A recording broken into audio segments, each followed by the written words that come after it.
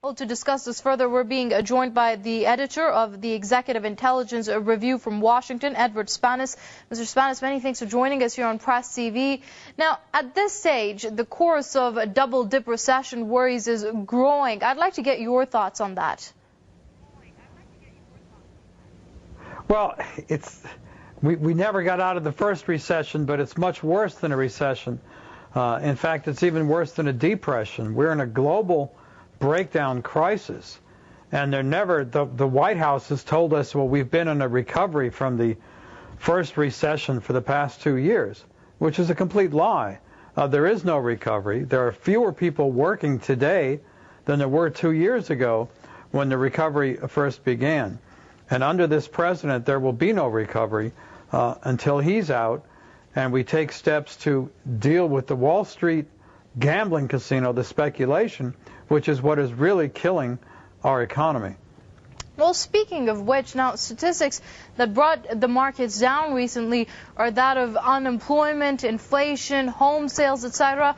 Should the U.S. government tax the rich to recover, considering it is the middle and low classes' dismal numbers that affect the entire economy?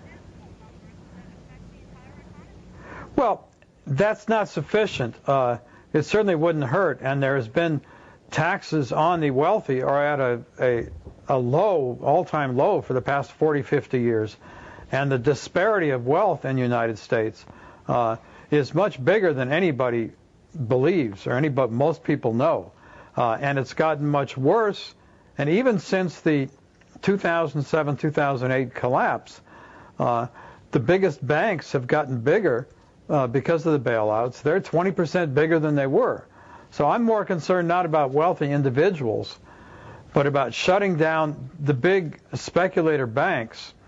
And the way to do that is by restoring Franklin Roosevelt's law, the Glass-Steagall law, which would shut down the gambling casino, wipe out the phony debts, and that would enable us to get around to rebuilding our economy once again.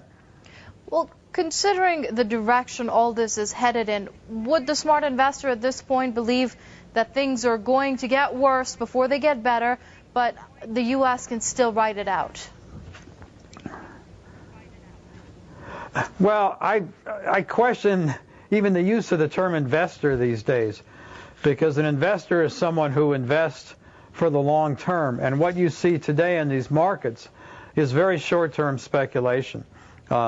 They're right to be pessimistic, but they're part of the cause. These speculators are a big part of the cause for the collapse and the reason that there is no recovery. As long as these banks are sitting on huge piles of money from the bailout, from the Federal Reserve giving them free money, and they're just speculating with this, they're not investing, they're not lending to businesses, they're not doing anything to create jobs. So the only way out of this, the only way, is to restore Glass-Steagall, reestablish the firewall between the commercial banks and the speculators, wipe out the speculators, they're on their own, and then we could get around to a recovery. Otherwise, there will be no recovery.